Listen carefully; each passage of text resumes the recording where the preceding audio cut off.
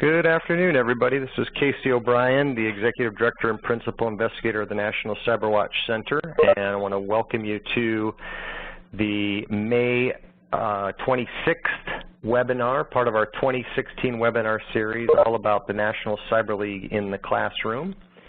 And as always, we have a great topic. Before we get started, I'd like to remind folks to mute their microphones/phones.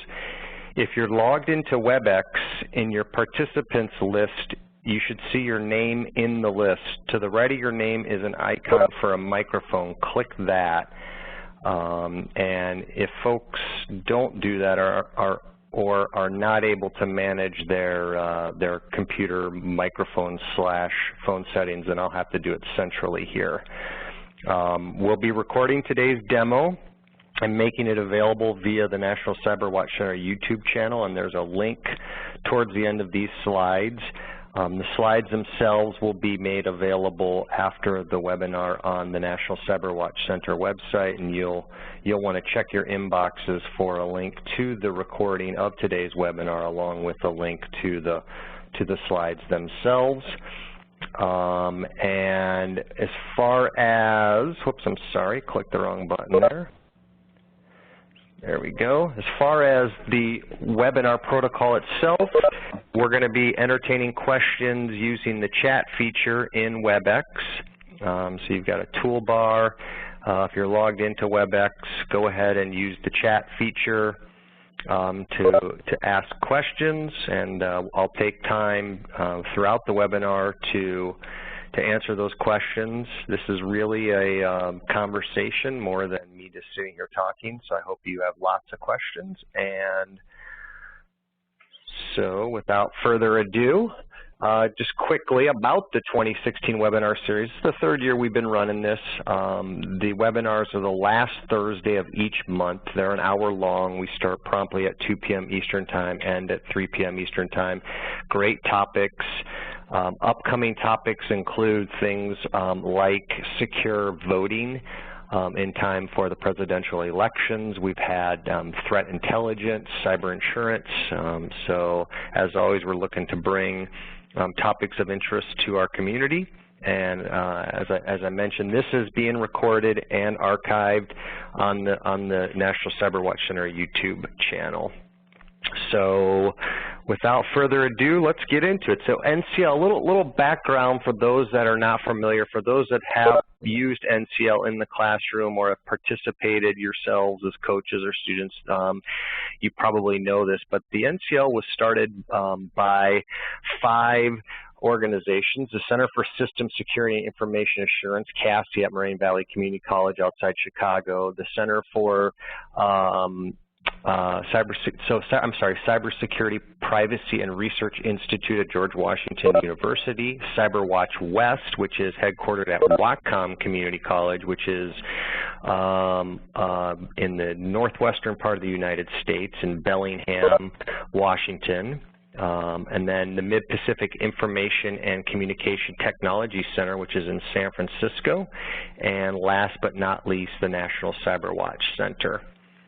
So 5 really cybersecurity academic/research centers got together in May 2011, and they got together to create something different that didn't really exist in the cybersecurity education landscape, and that was they wanted to develop a way for students and faculty to be able to not only develop but validate knowledge and skills against industry validated content, professional certifications, and be able to continually develop those knowledge and skills year-round, do so virtually, and have a mechanism to be able to assess the strengths of their curricula. So in effect, really build learning objectives into everything that the NCL does, which is a little different than many of the events that are run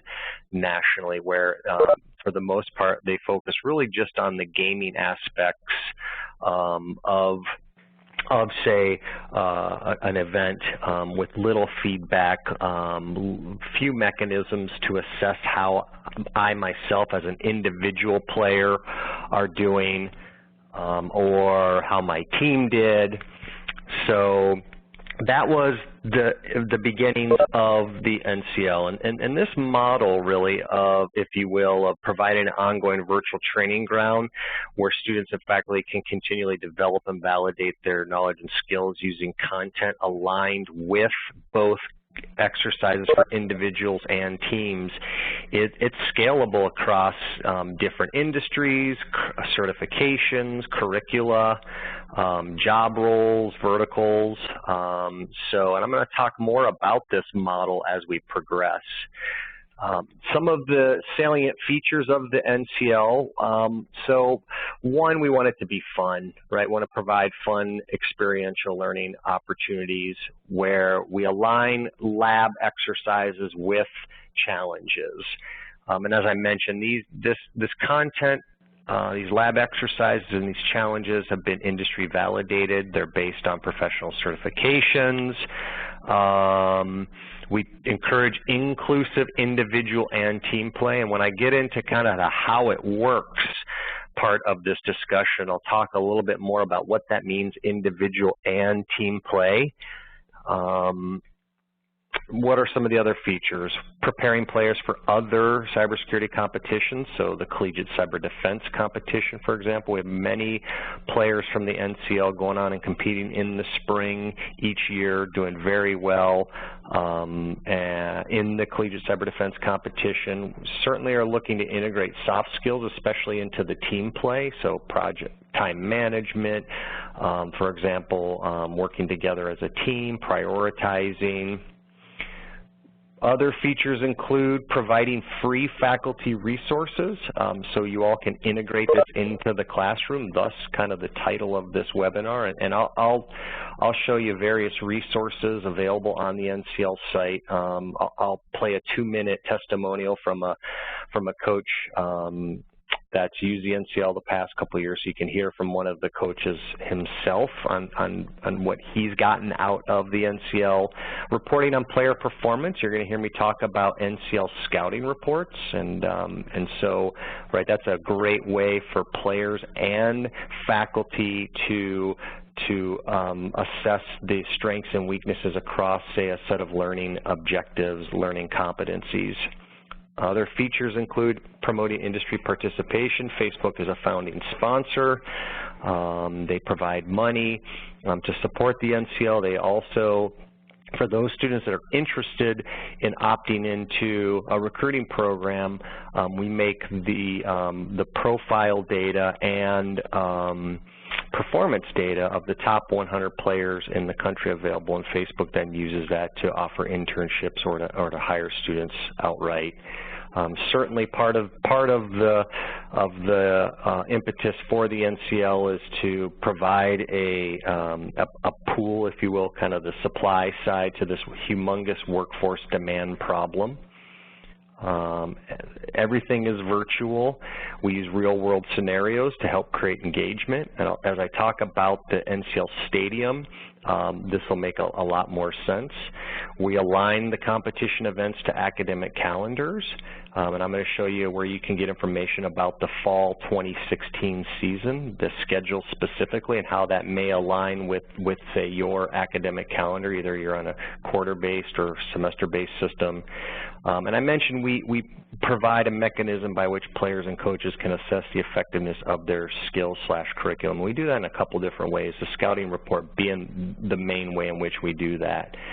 So how does it work? Well, in terms of eligibility requirements, I'm going to jump back and forth between a browser and my presentation slides, and let me bump this up. So really the main eligibility requirement is you're a student currently enrolled in a full-time or part-time undergraduate program at a U.S. accredited institution. That being said, we get parents primarily reaching out to us saying, my son or daughter is in high school and they want to compete, and for the most part we've really opened it up and let most folks that want to compete actually get in and compete. But in terms of a official eligibility requirements, you have to be a currently enrolled student at a U.S. accredited higher education institution. That's the main eligibility requirements, really. In terms of, you'll hear some terminology, NCL gyms as opposed to NCL stadiums. So we provide access to about 40 lab exercises available in what we call our NCL gymnasium, and there's actually a couple gyms. Moraine Valley Community College provides the infrastructure support for the gymnasiums themselves. Just think of the gymnasium really as a virtual learning environment, right? It's where you go to think about a gym kind of in terms of a sporting metaphor. The gym is where you go to condition, to work on your fundamentals, to practice with your fellow teammates, right? And so the gym is where you go to work on the lab exercises. And the lab exercises, there are about 40 of them. They're based on the CompTIA Security Plus and EC Council's Certified Ethical Hacker certification exams. And they're available 24/7. We've had many faculty integrate these lab exercises into their classes. So either these become the lab exercises that you use for a grade, they become supplemental lab exercises to help supplement your current lab exercises, they become extra credit, right? They're the way in which students and coaches, or players and coaches, students and faculty develop knowledge and skills. All right, so you'll hear terminology throughout. NCL gym. The gym is where you go to practice. And as I mentioned, the lab exercises are based on the learning objectives, or I should say the exam objectives of the Security Plus and CEH. We are building out more content as I speak, so more content on the way. In addition to the lab exercises, you also, in the gymnasium itself, you get access to the requisite virtual machines needed to run or to support these lab exercises. And you basically need internet connectivity and a web browser. We had such a huge demand for the lab exercise piece in the 2015 fall season that we ended up having to stand up additional gymnasiums at Prince George's Community College to meet that demand. So a little bit about the gymnasiums, the lab exercises. So when we looked at the exam objectives of the Security Plus and Certified Ethical Hacker exams, we found some overlap across 9 different competencies: open source intelligence, network traffic analysis, log analysis, scanning and recon, wireless access and exploitation, some crypto stuff, web application exploitation, and some more kind of enumeration and general exploitation. And so in effect, the 40 lab exercises that are available, about 20 Security Plus, about 20 CEH or Certified Ethical Hacker, they're really designed around these 9 competencies. And there's a question in the chat room that says, is there a consolidated list available for faculty so we know what the specific labs cover? Consolidated list. Well, you can go a couple places. I'm not sure what that means, a consolidated list, but on the lab exercises link on our website, and it's also here in the slides, which I'll make available. Let me pull that up here. Let me bump this down a little here. So in the lab exercises, you can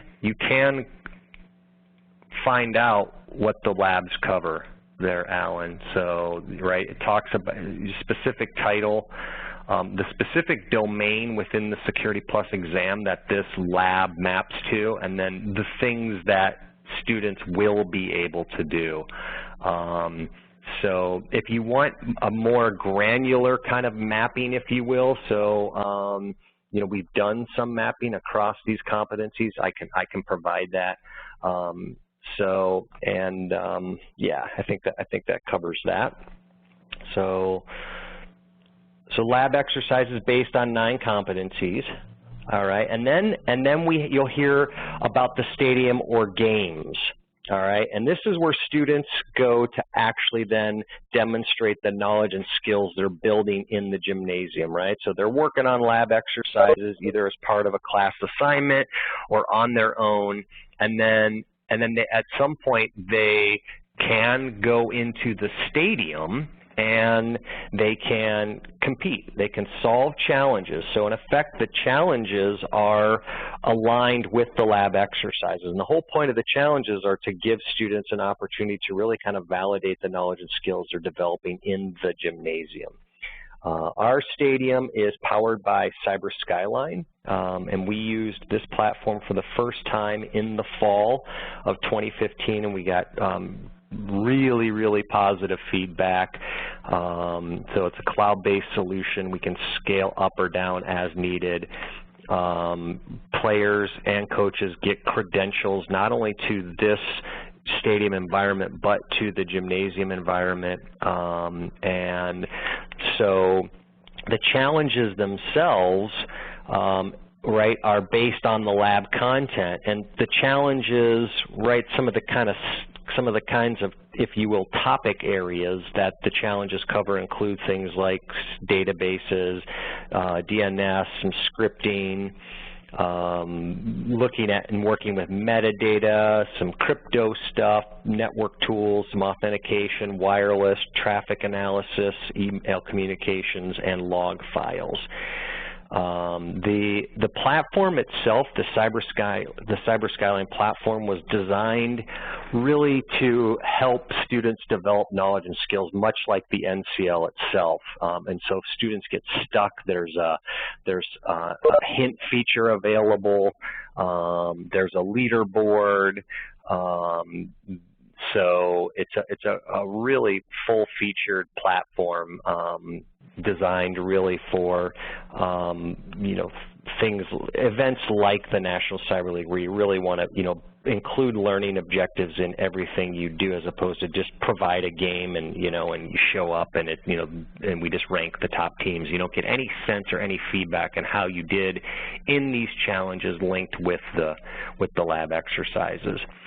You'll hear about this notion of conferences. So we've loosely divided up the country into conferences based on states, and there's a link on our website for that. Let me just pull down my screen here. I really should be using 2 monitors here to do this.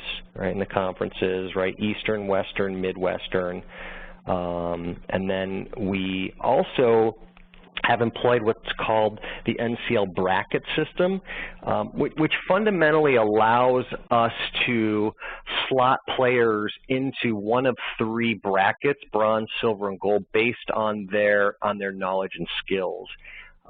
So there is a preseason game, and I'm going to get to this in a minute here, but there's a week-long preseason game where players come in with the knowledge and skills they have, such that there's no real preparation. And we present a range of challenges to the students, and they get a week to complete them. They work by themselves on solving these challenges, and then based on how they did in completing those challenges, they're ranked into bronze, silver, and gold brackets.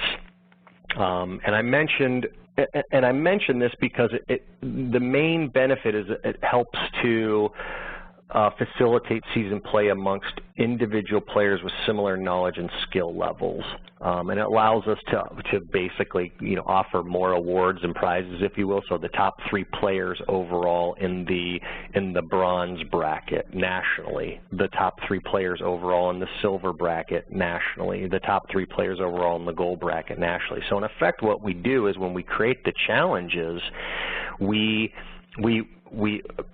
classify them into these 3 categories, bronze, silver, and gold.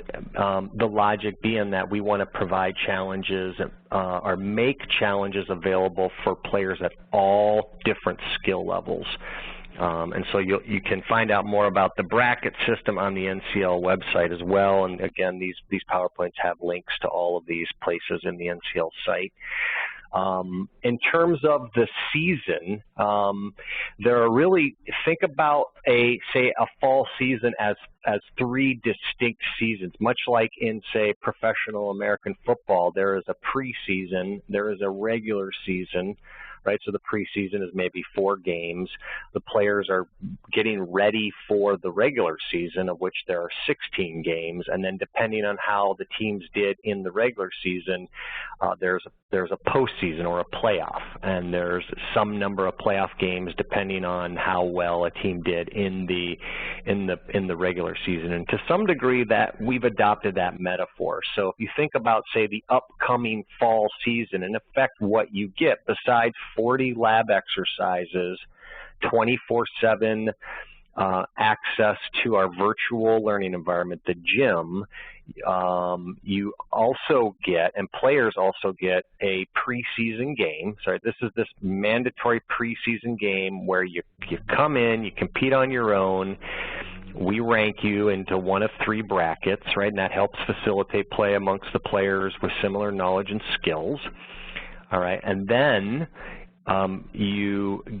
players get to compete in 2 regular season games. Now, again, the preseason and the regular season are specifically optimized for players working on their own, so individuals on their own. So let's say you're going to make the NCL a requirement in an information security fundamentals class in the fall, and you have 30 students in a class, right? So you've got access to 20 lab exercises designed for that sort of a class.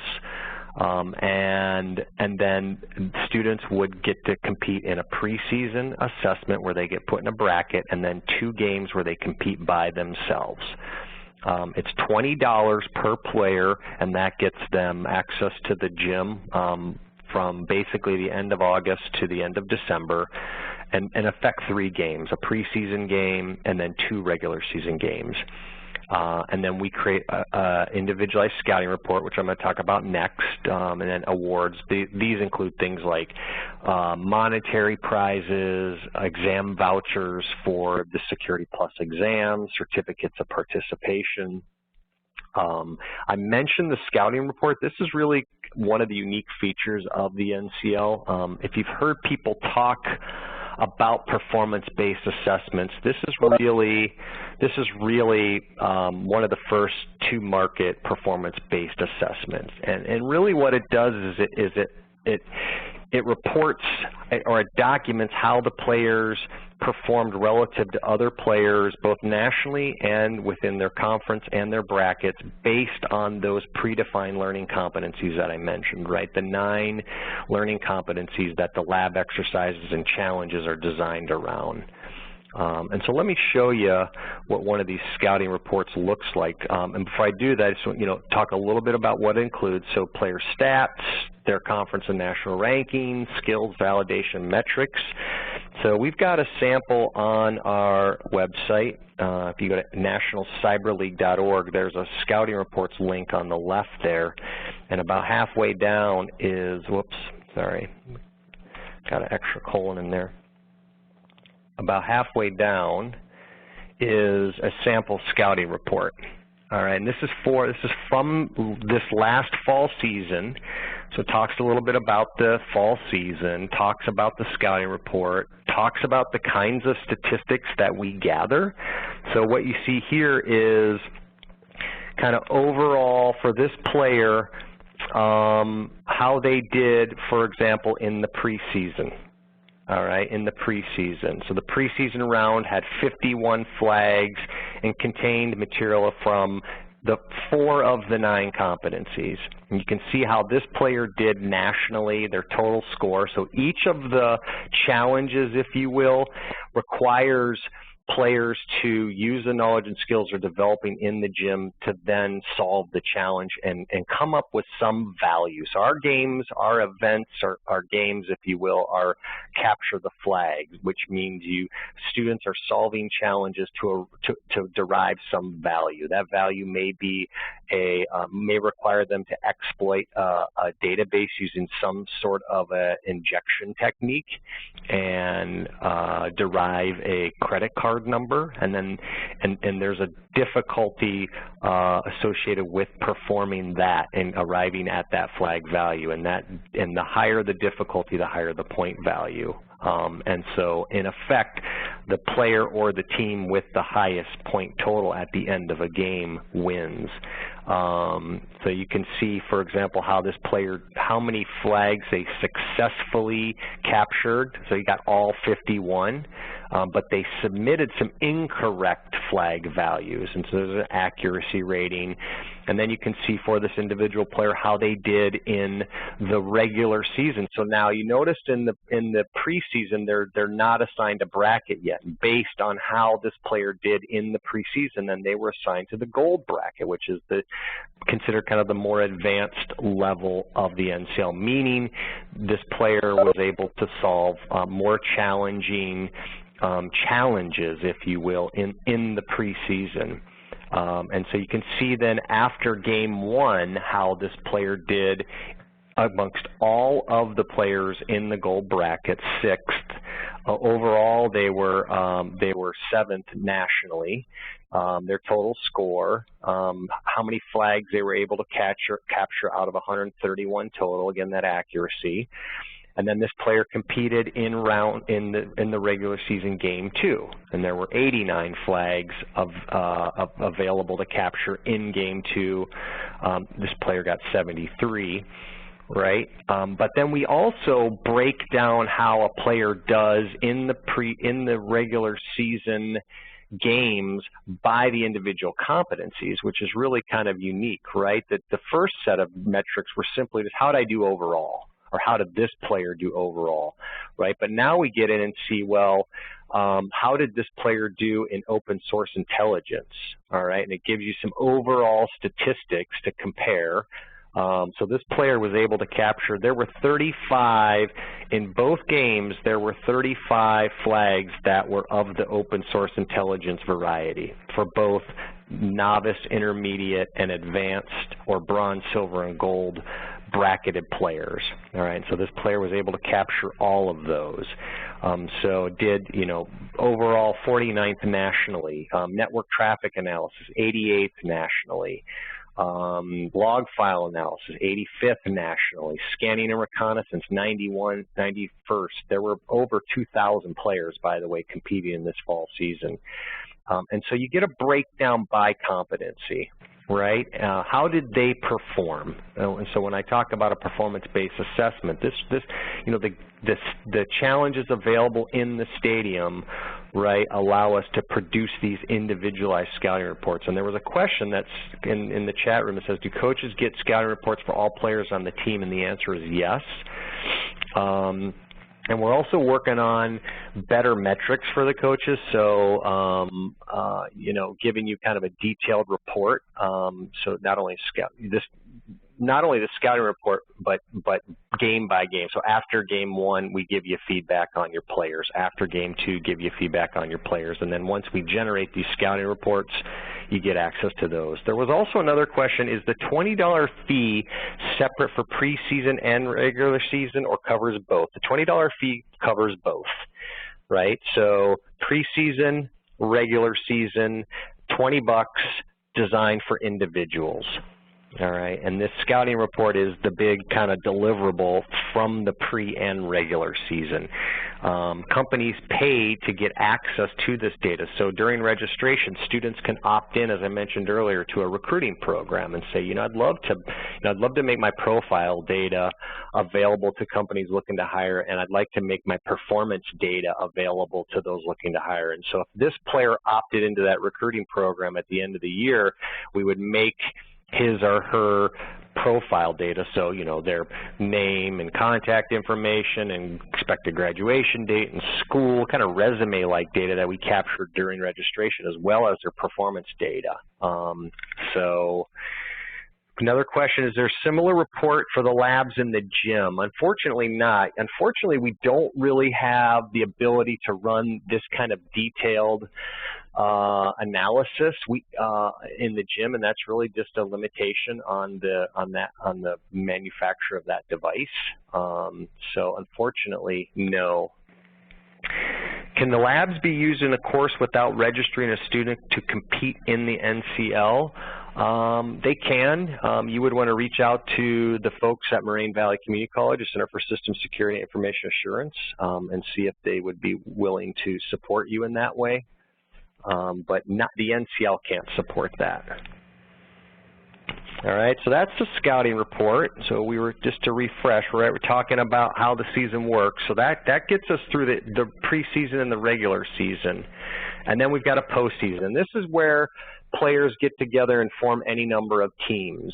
So a school can have any number of teams, and it's a week-long game. And the only difference between the postseason and the pre/regular seasons is that now your students compete in teams. So they're still going to have access to the stadium. There's still going to be challenges available across those 9 competencies, but now they're working together in teams. We do not produce a scouting report for teams, primarily because it's difficult when you have team events to know who's actually on a keyboard doing what, which is why we designed kind of this notion of a season for individuals and then a season for teams. And so, think of it really as kind of a whole separate season. There's a separate registration for the postseason. There's a separate fee. It's $25 per team. We do issue awards and certificates of participation for the postseason. So the top 3 teams in the gold bracket, the top 3 teams in the silver bracket, the top 3 teams in the bronze bracket. There's a question here. It is usually the case that students pay from their own. Is it usually the case that students pay from their own pockets, or do schools support their students? Both.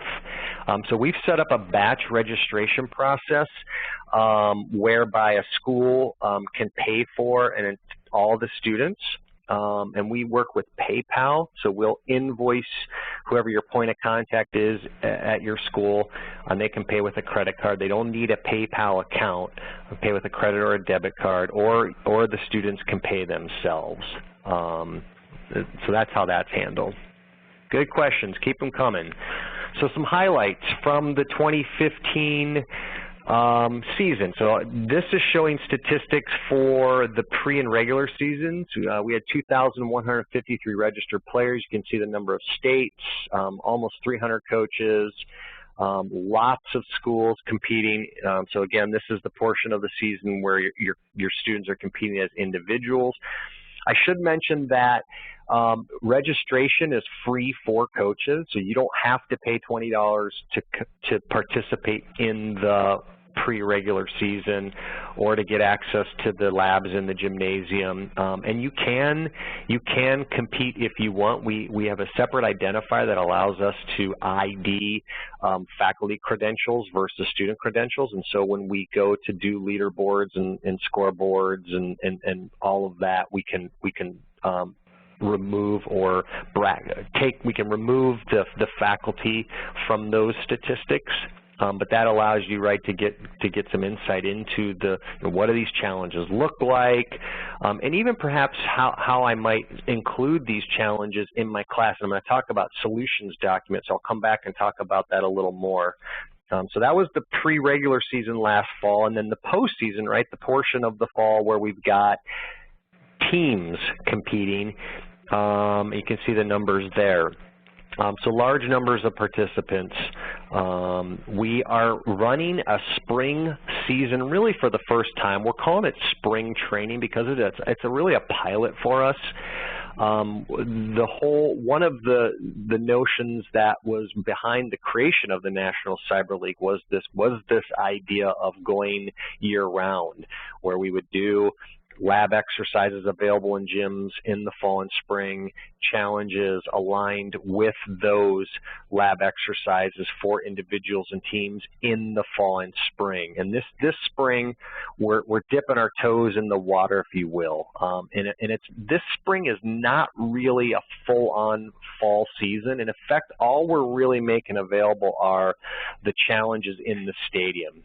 So, when you think about spring training, that's where you continue to get in shape, continue to practice fundamentals, continue to, work out with your with your colleagues and your fellow students, right? So it's not a full-on fall season, if you will, where you get the gym access and 3 games. So it's a little different in that way, but we still wanted people to continue to develop knowledge and skills. Look for next spring, 2017, to be our first kind of full-blown NCL spring season, right? So you get NCL in the spring, NCL in the fall. And you can see the number of participants. Our goal was to get 1,000. We were really close. The first time we've ever really run this spring training, if you will. There's another question here. It says, I'm using the spring training as part of my current class. Students are very positive about it. Thank you very much. Yeah, it's a great way. Just I'm going to talk about the solutions. It's one of the features is we make the solutions to the challenges available. So how do I couldn't figure out how to solve that metadata challenge. Well, we provide those solutions for players. You go into the stadium. In many cases, the solutions solving the challenges, I should say, don't require you don't even really need stadium access. You may need some of the ancillary files. So if it's a log file analysis challenge, we'll make the log file available, and then we'll show you how to solve the various challenges around that.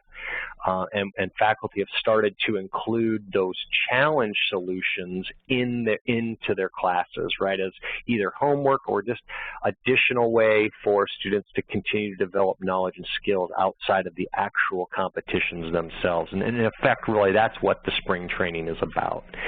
So you can see over the years, when we've run team-based events, just steady growth, participation.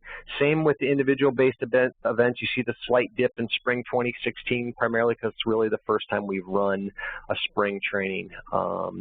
So really good participation.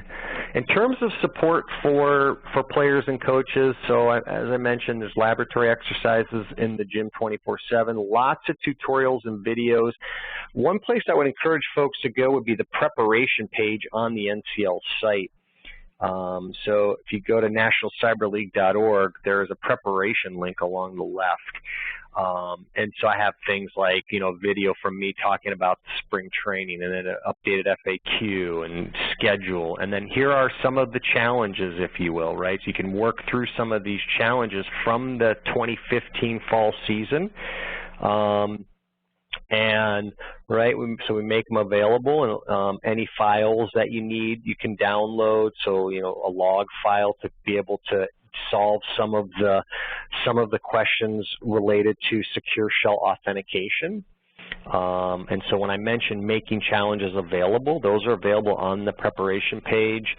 And just other tips and tricks for how you might prepare for a fall season. And so I encourage you all to check that out. The solutions documents, that there are really these challenges here, right? They are made available.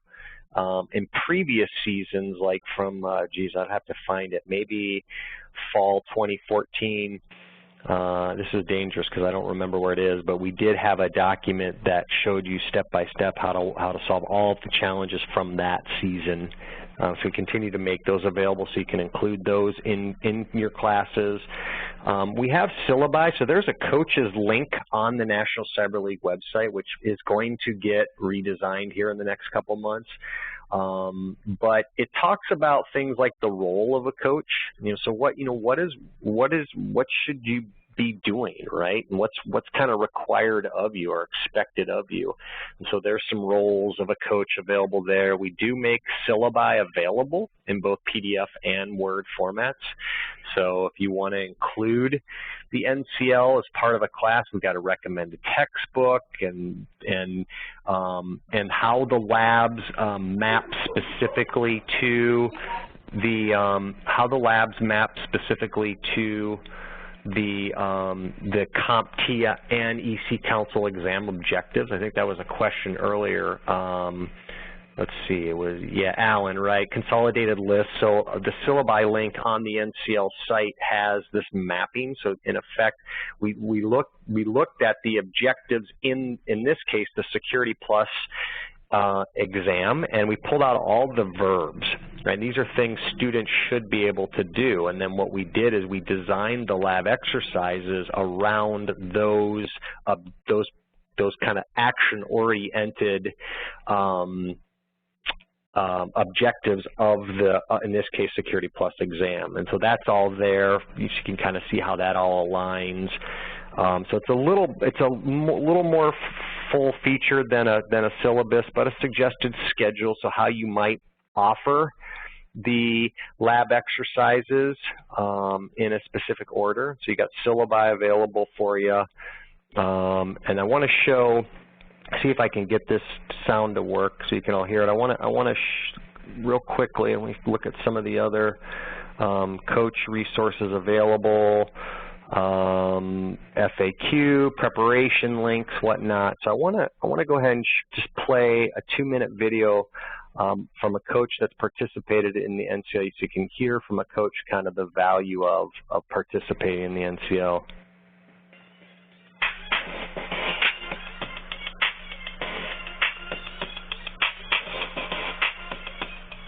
We've been teaching cybersecurity hard now for about 15 years, and I would categorize how we did it until recently as just teaching it.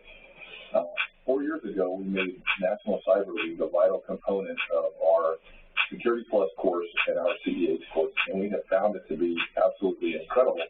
And we would encourage as many people as possible to consider it for either a required or strongly recommended portion of your security course. Lecture of NCL is wonderful. It allows people who have no experience to come in.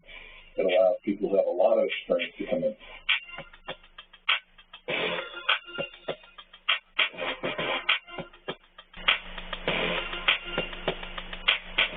The practice stadiums are great. The labs that are written up provide very specific details about how to use some tools, and those tools later on become integral to the competition. So we really like the way there's a developmental season for the students to bring in. Notice is the motivated students, and probably about half of the students, a little more than half the students on my last 2 courses, have really engaged with National Cyber League, and they were meeting on Saturdays to share information and practice the tools. Ultimately, why should you use NCL? Because that allows you to see how compelling the field is, and it allows you to do security rather than just reading about security. I learned the skills of decrypting and tenaciousness and not giving up and asking help from friends when needed. Thank you. Had a lot of fun password tracking, and I look forward to next season. I absolutely love NCL. It's a great learning platform, as well as just a way to apply the skills that I'm learning in the classroom as well as in real life. From NCL was persistence and team collaboration. How to work as a team, figured out how to divide tasks with other people, and yeah.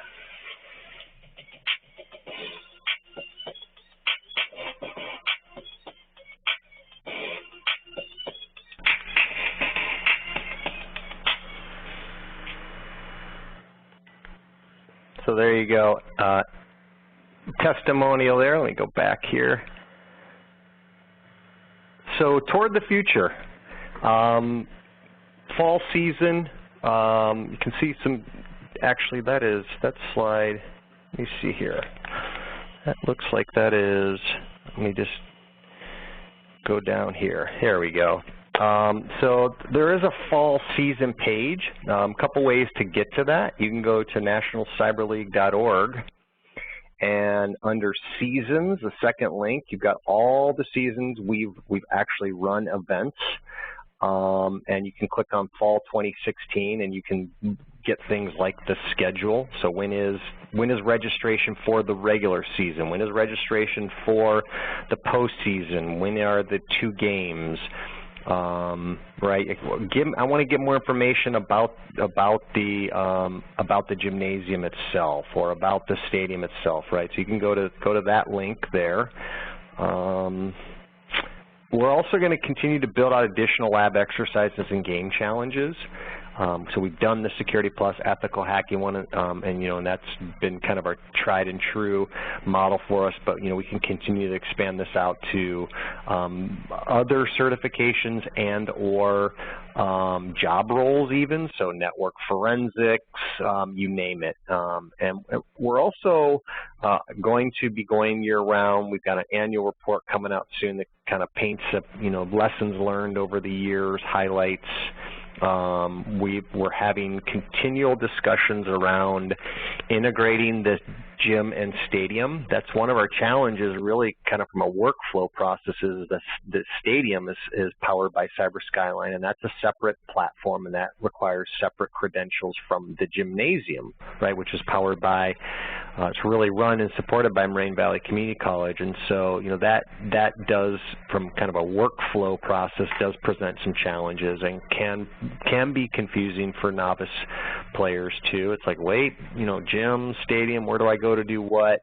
So we continually are looking to integrate those environments, right? So there's one place where you go to log in, there's a profile, and then from there you get access to the gym or the stadium.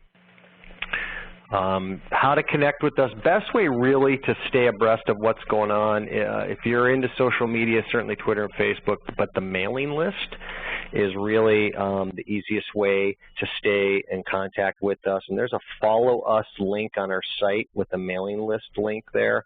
And that's really the best way to stay abreast of what's going on with the NCL. So that's the official program here. I'm dual-hatted here. You see my contact information. So I am the Executive Director of the National Cyberwatch Center who's running this webinar series, but I'm also the NCL Commissioners and one of the founders of the National Cyber League. And so if you have any questions about the NCL, right, any features you'd like to see, improvements, you name it, we're here. This is, this is our 5th year now, and we're looking to grow this. We want this to be a resource of value to educators, and so we welcome any and all feedback. And with that, then, if there are no other questions, I'll wait here a minute to see if folks have questions. You can check your inbox for future webinar invitations. And again, links to today's recording. I'll be making the slides available here after we wrap this up. So if there are no other questions, thanks for joining us. And until next time, take care. Be well.